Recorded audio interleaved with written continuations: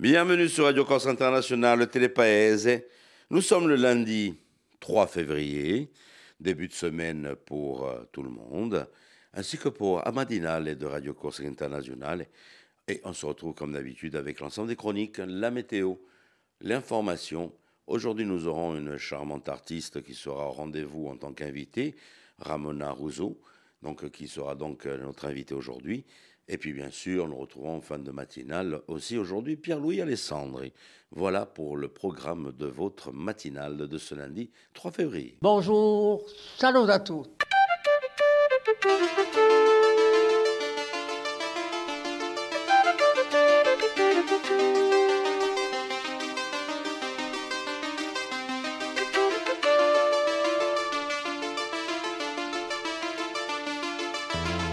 All'ascolto di Radio Corsica Internazionale, prima Radio Corse.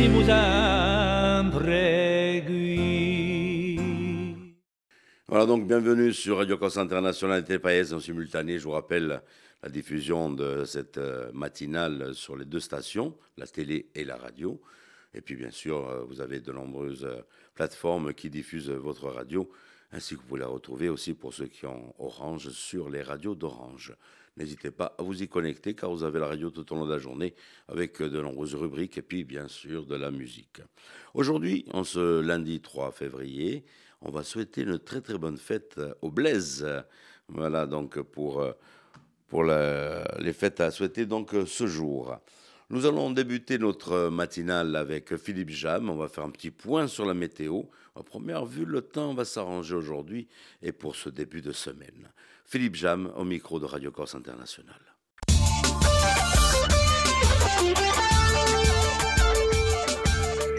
Bonjour Auguste, bonjour à toutes et bonjour à tous. Le temps sera plutôt bien ensoleillé aujourd'hui malgré quelques nuages en matinée sur la côte orientale. Le vent de secteur nord-est sera faible, modéré toutefois aux extrémités de l'île. Quant aux températures maximales, elles seront en légère hausse. Elles se situeront entre 13 et 16 degrés près des rivages et de 6 à 12 degrés dans l'intérieur de l'île.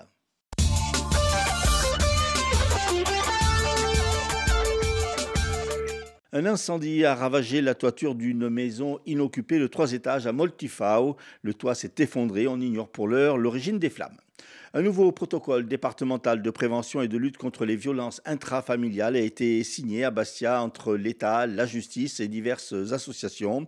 Le préfet de la Haute-Corse a à cette occasion dressé le bilan de 2024. En légère baisse par rapport à 2023. 732 personnes victimes de violences intrafamiliales ont déposé plainte, soit 4% de moins qu'en 2023. 73% de ces victimes sont des femmes, 21% des mineurs. La commission départementale de lutte contre les violences sexistes et sexuelles, présidée par le préfet de la Haute-Corse, a mis en place plusieurs dispositifs permettant la prévention et l'accompagnement afin de coordonner les actions menées par l'État, les collectivités et diverses associations ainsi que les professionnels engagés. L'objectif du protocole est justement de porter à la connaissance des professionnels l'ensemble des dispositifs mis en place et la liste des acteurs mobilisables pour repérer, signaler les situations préoccupantes, accompagner les victimes et développer l'offre de prise en charge des auteurs pour lutter contre la récidive. La Chambre de commerce et d'industrie de Corse a confirmé la stagnation du trafic aérien en Corse en 2024 avec 3 129 283 passagers enregistrés. Les 4 aéroports de l'île affichent une stabilité par rapport à 2023, 0%. Toutefois, l'aéroport de Calvi tire son épingle du jeu avec 400 226 passagers, soit une hausse de 10% par rapport à 2023. L'aéroport de Figari est également en hausse de 2% par rapport à 2023. Par contre, en baisse, les aéroports d'Ajaccio, Napoléon Bonaparte, 2% et baisse également de Bastia, 1% par rapport à 2023. La page de sportive avec tout d'abord du rugby. En régional 1, Porto Vecchio s'est imposé à Fos 35-29. Dans le même temps, Luciana a été battu sur son terrain par le leader Digne 20-18. En régional 2, le RC Ajaccio a connu le succès à Saint-Laurent-du-Var 50-20. Et puis en football, la Coupe de Corse était au programme ce week-end, 8e de finale avec une surprise. L'élimination du GFCA par le Bastia, 1-0. Le FC Balagne s'est imposé à Furiani, 1-0. Qualification de Borgo, 4-1 face à la FJEB. La Casinca s'est imposée au tir au but face au Svar, un but partout. Bocconiano a éliminé Monticello 3 buts à 1. Et qualification de Porto Vecchio dépend de Ghisonaccia à 3 buts à 2. Puis dans les coulisses du football, à quelques heures de la clôture du mercato d'hiver, c'est ce soir à 23 h, le Sporting a annoncé les départs de Traoré et le prêt de Loubatière au FC Istres. Côté arrivée, le jeune attaquant de moins de 20 ans, Eman Eki, formé à l'Est Saint-Étienne, a été prêté pour 6 mois par le club forésien au club Bassier. Un autre jeune attaquant pourrait renforcer l'effectif du Sporting d'ici ce soir.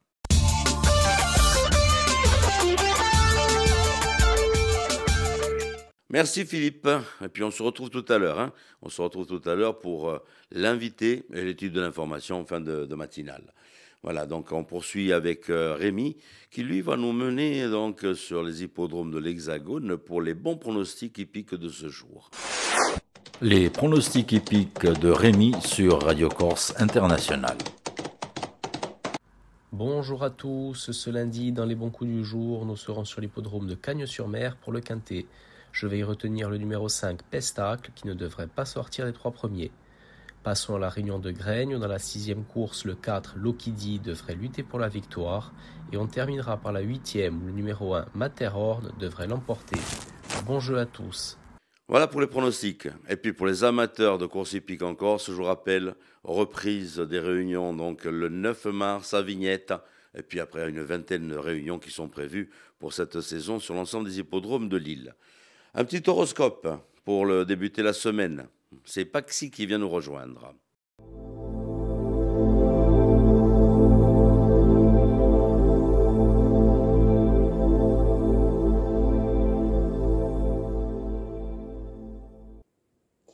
Et bonjour à tous, j'espère que vous vous portez bien. On va faire aujourd'hui un petit tirage pour vous, voir un peu ce que l'on a à vous dire. Les béliers, si vous vous organisez convenablement, vous allez avoir des actions concrètes et qui vont vous donner du résultat. Les taureaux, avancez étape par étape, même si cela est fatigant, ça va payer d'une manière ou d'une autre, mais il va falloir faire preuve de patience. Les gémeaux, les événements vont faire avancer les choses d'une manière assez générale dans votre vie. En tout cas, si vous ressentez de la lenteur, les choses ne dépendent pas que de vous. Suivez le mouvement que la vie vous amène. Les cancers, vous êtes certainement face à des choix qui vous demandent de la réflexion et de la créativité. N'hésitez pas à fructifier vos idées pour savoir quel choix sera le meilleur pour vous. Les lions, vous entreprenez, vous donnez de votre personne et de vos idées et ça peut payer. En tout cas, ça va vous ouvrir beaucoup d'options. Les vierges, vous allez avoir des nouvelles assez stressantes aujourd'hui, n'hésitez pas à vous ménager. Les balances, votre persévérance est payante et ça vous permet d'en finir avec quelque chose qui était embêtant jusqu'à présent. Les scorpions, peut-être que vous avez certaines idées qui vous intéressent énormément, mais que vous n'êtes pas encore prêt à aller dans ces nouvelles aventures. En tout cas, prenez le temps qui est nécessaire et surtout organisez bien tout ce qu'il vous faut au niveau financier. Les sagittaires, on peut dire ici que vous pouvez faire preuve d'une très grande observation et en déduire beaucoup de choses, mais pour l'instant vous n'allez pas être dans l'action, mais beaucoup plus sur cette phase d'observation qui vous permettra du coup d'avoir une bonne vue d'ensemble de ce qui vous entoure. Les capricornes, vous vous sentez bien, en stabilité, dans votre bien-être. On peut dire que vous savez faire ce qu'il faut pour être heureux. Les Verseaux, sachez bien que la vie va vous apporter de belles opportunités, de belles surprises. Il faudra savoir prendre les opportunités dès qu'elles apparaissent. Et enfin, les Poissons, peut-être qu'aujourd'hui vous allez vous prendre la tête et qu'il y a des choses qui vont un petit peu gâcher votre joie de vivre. En tout cas, ne réfléchissez pas n'importe comment, essayez de voir les choses avec objectivité. Voilà tout le monde, je vous souhaite à tous une très belle journée et je vous dis à bientôt.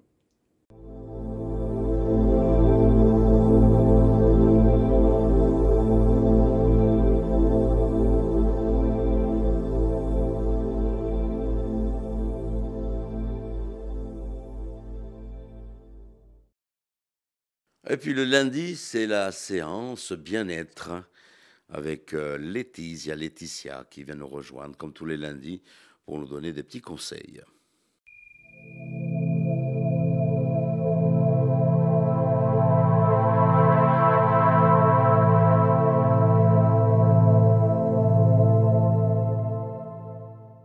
Bonjour et bienvenue dans cette chronique dédiée au bien-être. Je suis Laetitia et aujourd'hui j'aimerais vous proposer un exercice très ludique à partager avec vos enfants quand il s'agit de les canaliser, de les faire un petit peu se calmer après une journée bien intense et bien agitée. L'idée, ça va être de les faire s'asseoir, de vous asseoir auprès d'eux pour partager ce moment ludique avec eux et de leur dire qu'ils ont en eux des pouvoirs magiques et que ce pouvoir magique, on peut l'activer en frottant les mains. Donc on va les faire se frotter les mains. Et quand les mains commencent à devenir chaudes, on va leur demander de poser les mains sur la tête et de ressentir la magie qui est en train de se diffuser en eux. On va leur demander de faire la même chose, de frotter les mains et ensuite, quand les mains sont chaudes et que la magie est activée, de poser les mains par exemple sur les yeux et de ressentir cette chaleur et donc cette magie qui est en train de s'installer dans leur tête. Et ainsi de suite, on refrotte les mains, on les pose par exemple sur le cœur, après sur le ventre, après sur les jambes. Cet exercice est très intéressant pour faire passer des messages. Si par exemple votre enfant est un peu stressé ou manque de confiance en lui, par exemple s'il est timide ou trop réservé, on peut lui dire que la magie est en train de venir lui apporter de la force, de la confiance en soi, qu'il est en train de lui amener de la réussite, que grâce à lui, il va réussir plein de choses maintenant. Ou s'il a besoin de calme, de lui dire que la magie est en train de venir lui donner du calme, de l'apaisement, etc. Donc cet exercice est très intéressant pour faire passer des messages adaptés à la situation ou aux besoins de votre enfant selon la période qu'il est en train de traverser. Et encore une fois, c'est un moment très convivial et très ludique à partager avec lui. Et vous-même, vous allez voir quand vous allez frotter les mains et que vous allez vous aussi les poser sur les yeux, vous allez ressentir cette sensation de chaleur sur les yeux qui est très apaisant et très relaxant. Voilà, j'espère que cette petite astuce et cet exercice vous servira avec vos enfants et que vous passerez un très bon moment avec eux. Je vous souhaite de passer une très belle semaine et je vous dis à très bientôt.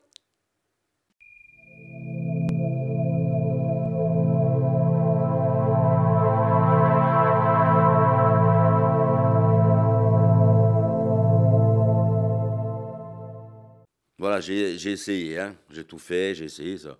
Je débute bien la semaine, hein. Voilà, vous pouvez la retrouver donc dans les podcasts, hein, en version audio, ou bien en rediffusion sur les replays, donc si vous avez loupé la petite séquence de Laetitia. Je vous parlais donc de notre artiste qui sera notre invité aujourd'hui, qui expose actuellement au Centre culturel L'Albor à Bastia. Voilà, et ce sera notre petit rayon de soleil du jour avec un sourire magnifique. Ramona Rousseau. Notre invitée aujourd'hui, Ramona Rousseau, artiste peintre, à l'occasion d'une exposition qu'elle fait ici au Centre culturel L'Albour dans le cadre du Festival du cinéma italien.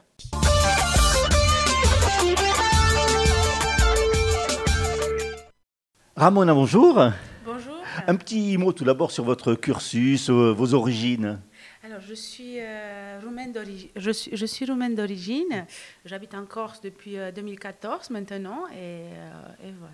Comment vous êtes venue à ce métier d'artiste peintre? En fait, j'ai dessiné depuis toute petite comme tous les enfants, mais la différence c'est que moi, j'ai jamais arrêté et mon père surtout m'a guidée vers des études artistiques et puis j'ai fini avec les Beaux-Arts à Bruxelles. Justement, donc vous êtes sorti avec ce diplôme donc de l'Académie royale de Bruxelles. Exactement. Et ensuite il y a des peintres qui vous ont inspiré ou vous vous êtes fait toute seule, vous avez imaginé toute seule votre parcours, vos œuvres? Après, il y a toujours des peintres qui inspirent le travail d'un artiste, mais je pense que c'est tout d'abord un travail d'introspection, parce que l'art, qu'est-ce que c'est? C'est l'expression de ce qu'on est, donc c'est surtout un travail qui vient de l'intérieur. Et l'école et les inspirations nous donnent juste les moyens de mettre ça en pratique visuellement. Alors, comment vous êtes arrivé en Corse en fait? L'hasard de la vie, c'était censé être un passage d'un été et le cliché, je suis tombée amoureuse de la Corse, du coup je suis restée. Alors, comment vous définiriez votre sens artistique, votre parcours artistique, Mon votre parcours travail artistique, ça a toujours été autour de la femme, justement de tout ce monde intérieur, de cette dualité, de la fragilité et la force qu'une femme peut exprimer. Et au fur et à mesure, ça a été aussi inspiré par mes origines roumaines, ensuite par tous mes voyages, par la Corse notamment. Et ensuite, c'est pareil, ça se fait naturellement. C'est un parcours qui trouve son chemin. Comment présentez-nous un petit peu cette exposition qui est assez originale ici à l'Albor. Oui, c'est une première. En fait, quand Batik Roche m'a invité pour faire cette exposition, j'ai de suite fait un parallèle entre ces deux disciplines, donc l'art cinématographique et la peinture, où le cheminement, le processus derrière les coulisses est tout aussi intéressant et tout aussi important que le résultat final. Du coup, j'ai choisi de justement faire une exposition derrière les coulisses, donc de montrer les essais, les esquisses, les études que je fais avant de finaliser une toile ou avant de carrément passer sur les grands formats que je fais habituellement. C'est des œuvres monochromes qui sont rehaussées de feuilles d'or. Oui, exactement. C'est surtout donc, la monochromie et la feuille d'or. J'adore ce contraste et justement cette dualité. Un peu ombre et lumière, et du coup on met le fusain et donc la terre et la feuille d'or, le soleil ensemble pour avoir ce rendu assez expressif. C'est une exposition que vous avez intitulée Fragments, c'est ça? Oui, Fragments, parce que donc l'exposition sur laquelle, enfin le travail que je fais depuis mi-année dernière, c'est autour de la fragmentation comme expression visuelle. Donc en fait, c'est un travail de construction du portrait et destruction, aussi un travail de lâcher prise. On construit pour détruire, pour retrouver une nouvelle esthétique. Et afin de réaliser cette fragmentation, techniquement, il y a énormément d'essais, il y a un parcours assez intéressant derrière que du coup je vais exposer à cette occasion. Donc vous exposez durant ce festival italien. Il y a déjà d'autres projets d'exposition ou de travail, de commande peut-être, parce que vous exposez un petit peu partout dans le monde. Oui, j'expose pas mal en ce moment. La prochaine exposition, c'est le 6 février à l'Appart, à Bastia. Ensuite, je vais partir pour Milan et Paris dans les mois qui arrivent. Et aussi un projet très intéressant aux États-Unis. Donc pour l'instant, moitié de l'année, elle est bien remplie. On verra ce que ça apporte. Ramona, merci beaucoup. Merci beaucoup. Et puis on vous invite donc à venir voir cette belle exposition, très belle exposition, ici au Centre culturel l'Albor, dans le cadre du Festival du cinéma italien.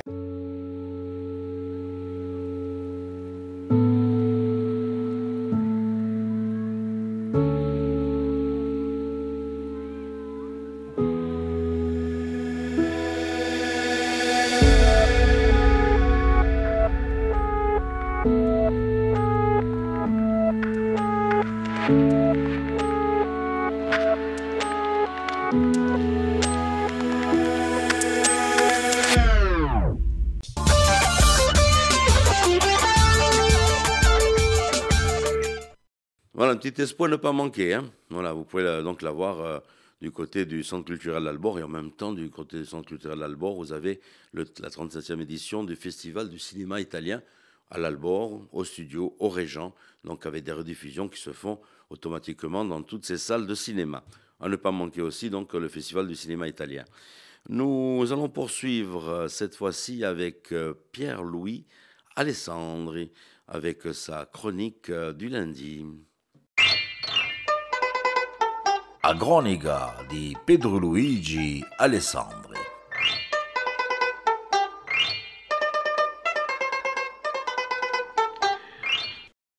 La classificazione di un spazio di una comuna è sempre stata una cosa importantissima. Se voi siete proprietario di un terreno secondo questa classifica, potrebbe essere in zona costruttibile o no. E secondo in due vi trovate, o valore e dunque il prezzo di vostro terreno variano, alto per un spazio costruttibile e basso per quello agricolo o non costruttibile. Sta spertera ha una conseguenza maggiore per lo sviluppo economico, ambientale di Agumuna e al di là di un territorio sano di Corsica. E perciò che in luglio 2012 l'Assemblea di Corsica, a maggiorità di manca, ha votato un documento maggiore, UBADUC, il piano d'acconciamento e di sviluppo durevole di Corsica. Questo documento ha per scopo di organizzare un equilibrio tra zone litorali e rurali, di lottare contro la speculazione fondiaria, un'urbanizzazione scimesca, l'ineguaglianza sociale, di proteggere l'ambiente. Questo BADUC, che a forza di legge si impone a tutte le collettività e a ogni cittadino. È così che in ogni comune ci sono spazi detti rimarchevoli che non si possono toccare. Nella comune di Ostia, il BADUC ha classificato 110 ettari e i piani locali di comune che non hanno rispettato le classifiche di BADUC sono state messe in tribunale dall'amministrazione o a soci e messe in dell'obbligo di dare da conto. Ma la municipalità di Ostia, in il suo piano locale di urbanizzazione, ha deciso di sviare 52% di spazi strategici agricoli imposti da UBADUC per seminarli in luogo di comune.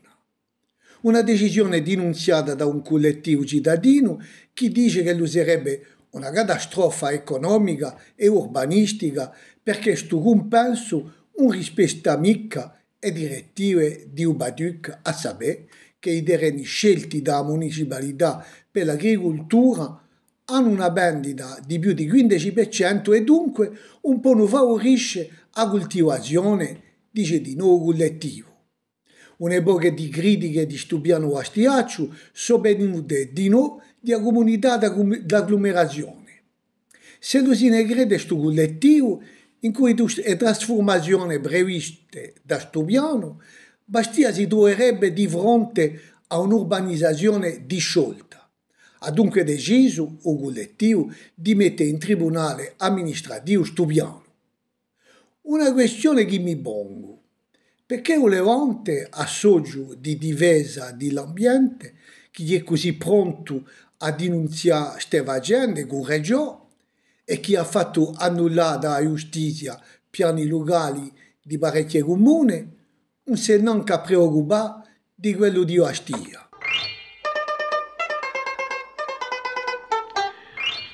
Voilà Pierre-Louis, voilà pour Pierre-Louis, que vous retrouvez aussi sur la radio tous les jours, 11h et 18h, donc en version radio, ou en version podcast, à vous de voir.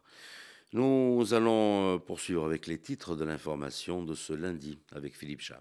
Pour des raisons encore inconnues, un incendie a embrasé une vieille maison inoccupée à Moltifa où le toit s'est effondré. Un nouveau protocole départemental de prévention et de lutte contre les violences intrafamiliales a été signé samedi à Bastia entre l'État, la justice et diverses associations. Le préfet de la Haute-Corse a à cette occasion dressé le bilan de 2024 en légère baisse par rapport à 2023.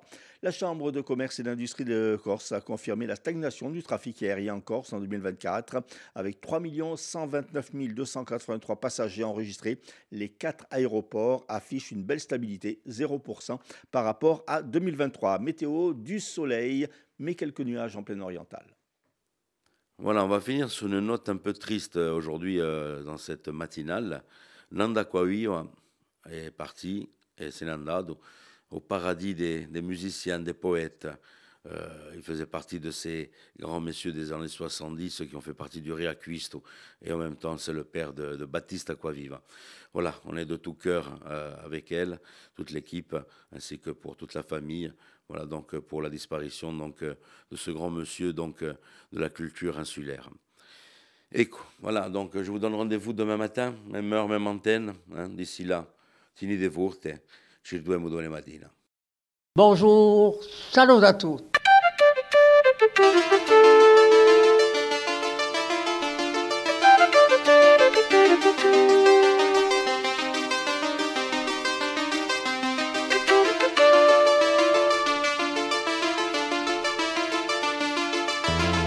All'ascolto di Radio Corsica Internazionale, prima Radio Corsica. Si mu sempre qui